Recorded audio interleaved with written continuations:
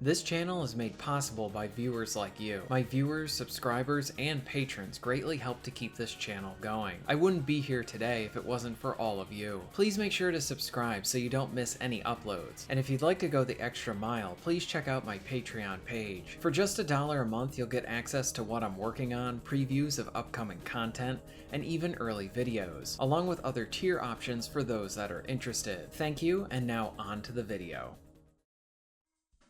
When you think back to the Nintendo 64, many developers probably come to mind that made many of your favorites. One of them might be Rare with their excellent work for console first-person shooters, or maybe it was Nintendo itself with many of their leading franchises making the jump to 3D. Now if I asked you to tell me what games you would think of as it pertains to the developer Sucker Punch, what would be the first that pops up? Well, if you started with them on the PS4, it might be Ghost of Tsushima, or even the infamous titles. Some might even say their very first game on the PS2 with the Sly Cooper games, and oddly enough, I actually thought that Sly Cooper was their very first title, and I was very wrong about this.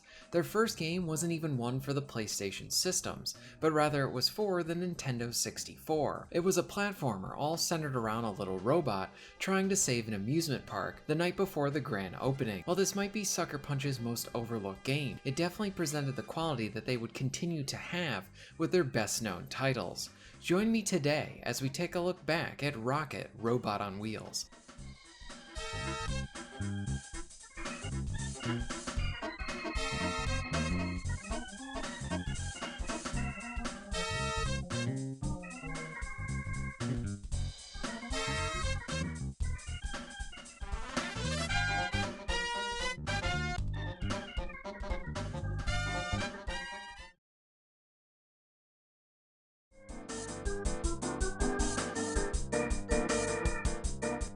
Sucker Punch Productions was founded by 6 members in 1997. The team had a background in working with Microsoft before diving into their own game company. They were interested in making a physics-based platformer.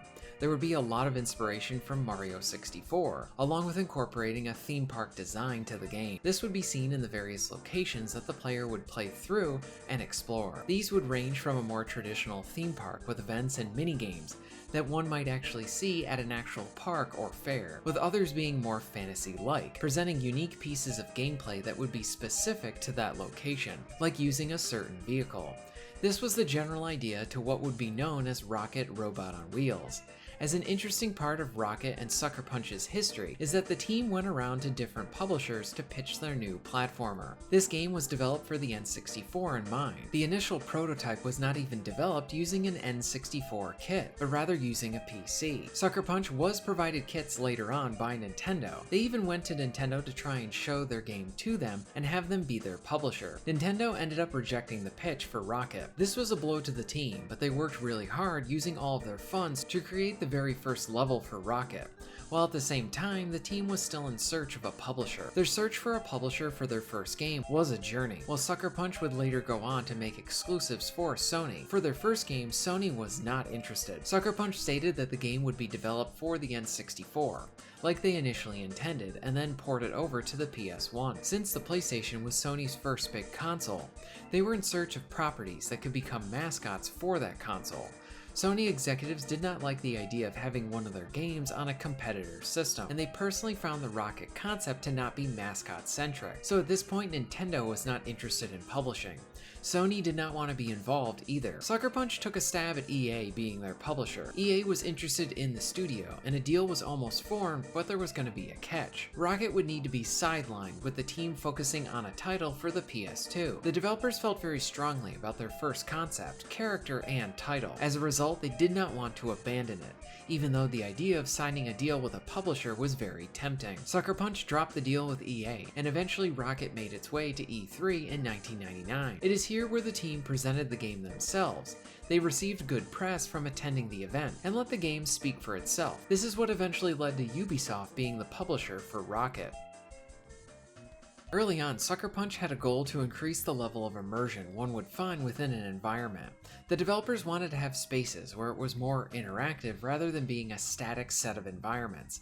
They found static was becoming the norm, and by increasing the immersion they could further and improve this area. One of the more unique aspects to Rocket is the use of its physics system. This would be seen through all of the platforming, swinging, and throwing the game would offer. Players would often need to navigate challenging spaces to complete their objective or grab a useful item. The weight and speed of your movement would all be factored into the minute-to-minute gameplay. The goal was to have the stages and challenges progressively become more involved as the player continued with the game, where an earlier stage might introduce a mechanic. A later area might use the same concept but challenge the player in a new way. The team was looking for ideas to have an organic manner of Rocket to visit several distinct locations. Since they were inspired by Mario 64, they didn't want to be considered a Mario 64 clone at all. One of the developers really loved theme parks and thought this could act as a great idea and basis for the levels the game would provide. Locations would be made up of larger areas, along with various mini dungeons of sorts, with multiple objectives to complete in each. The player would need to earn tickets as a means to progress, open up new levels, and then eventually save the theme park all within one night. In the effort to distinguish itself from other big platformers on the Nintendo 64 like Mario and Banjo, levels would have their own means of interaction. This could range from various minigames like traditional carnival games to using different vehicles to complete your objectives. For example, you might use a vehicle to fly around a level, one to complete races to earn more tickets, or maybe even one that allows you to swim. The developer wanted the player to be able to change the space they were within, and these opportunities were a way for that to occur. The player would be able to leave an impact that was personal to their journey throughout Rocket. When it came to the success of Rocket Robot on Wheels, it did not do well on the sales side of things, though it was looked fondly upon by the press and more importantly the players. Rocket Robot on Wheels really showed how Sucker Punch had a talented group of developers with ideas worth exploring. They had the interesting concepts, and more importantly, they were able to execute them. While it was a shame that Rocket did not sell well at the time, this was only the beginning for this young studio, and they would continue to go on to do great things. And oddly enough, for a studio that would go on to work very closely with Sony, Sony rejected their idea for their first game. In November 1999, Rocket Robot on Wheels was released to the world.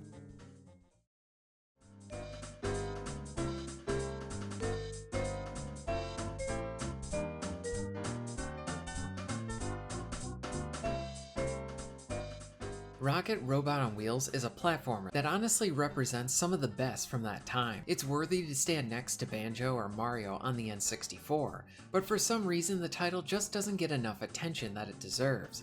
Now you might think that Rocket was missing something in its presentation or parts of its gameplay that made it less than it could be, but this platformer has aged fairly well and was a joy to play through even to this day. It has a lot of charm, style, and creativity in how it presents its world, levels, and stages. Along with that, the platforming action is enjoyable too, with additional items allowing for more abilities. This is the definition of a hidden and overlooked gem, that while it might be an unknown part of Sucker Punch's history, it is one that is still very special. When it comes to the gameplay itself, how does Rocket hold up? Rocket Robot on Wheels provides you with a satisfying sense of movement to all of the jumping and swinging that you're going to be doing. You start off with only being able to jump and use your tractor beam. The beam allows you to pick up items and throw them around. The beam can even be used for much of the swinging that you're going to be doing. Additional moves and assets will be added to your character as well, like a double jump, slamming objects down, and even a freeze ray, among others. Something that is only really felt while playing this game is that sense of weight that the game has while controlling Rocket. For example, the faster you go, the further you can jump. One thing that I found to be a surprise was how the game is not combat heavy at all. It is much more focused on platforming, exploring, and puzzle solving. There is some combat, but I never felt like it was really the main focus. Even the last section of the game is a set of challenges that you need to complete. You'll be going through the levels earning tickets for new stages, and tokens for new upgrades, along with additional items for health too. As a whole, the minute-to-minute stuff holds up really well. Something that I really loved about this title was the sense of exploration, discovery, and honestly freedom that is provided to the player right at the start. Once you go into the first world, the game sort of leaves it up to the player to figure out what to do next. The first level is Clown Island. As you explore, you'll find various things that need to be accomplished to earn more tickets, to unlock the next set of areas, but the game never holds the player's hand to each of the objectives to be completed. Most of them are discovered through the player seeking something out, or stumbling across it.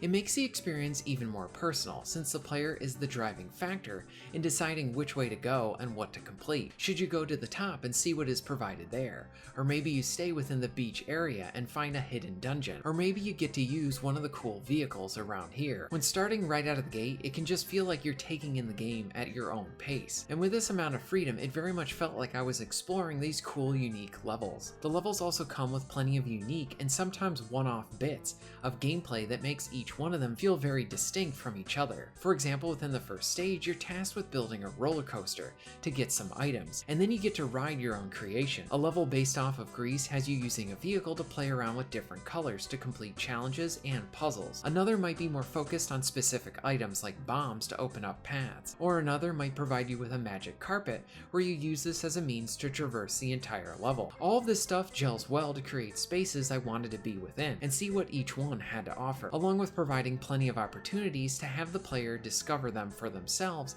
and have that satisfying exploration. There's plenty of parts where Rocket has you figuring it out with that type of design. Again, this was something that was common for that era of gaming.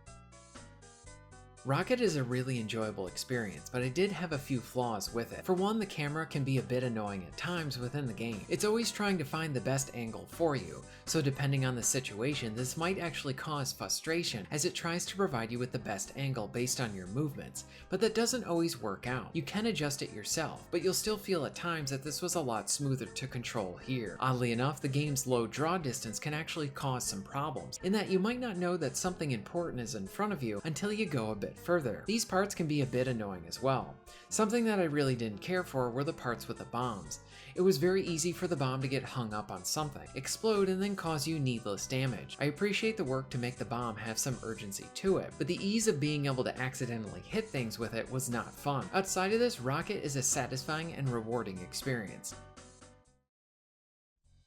Rocket Robot on Wheels is a game I honestly didn't even know existed until I began looking into Sucker Punch's history. I was always under the impression that Sly Cooper was their very first game, and I never knew that their very first game wasn't even a PlayStation title. While Rocket became one of those under-the-radar titles, it's one of the ones that's really held its quality considering its age. It's a title that most certainly deserves a remaster, especially considering how good it still plays. I really like the cute and colorful look to the game as well.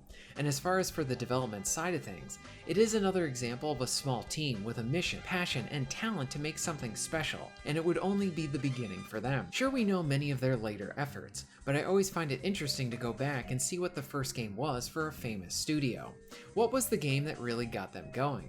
And sometimes you see a game that had some of that secret sauce that the developer was known for, but maybe it was missing something or they couldn't refine it yet. In the case of Rocket, everything you wanted was there. It was solid and very good. It just needed more eyes on it. Rocket is definitely a game I would recommend. Have you played Rocket Robot on Wheels? If so, what are your thoughts on it? Are you a fan of Sucker Punch? Let me know all of this in the comments down below. If you're interested in being notified of new videos, please hit the subscribe button and bell. And if you would like to support the channel and get early access to content, please check out my Patreon. All of the links will be at the end of this video and within the description. And thank you very much for watching.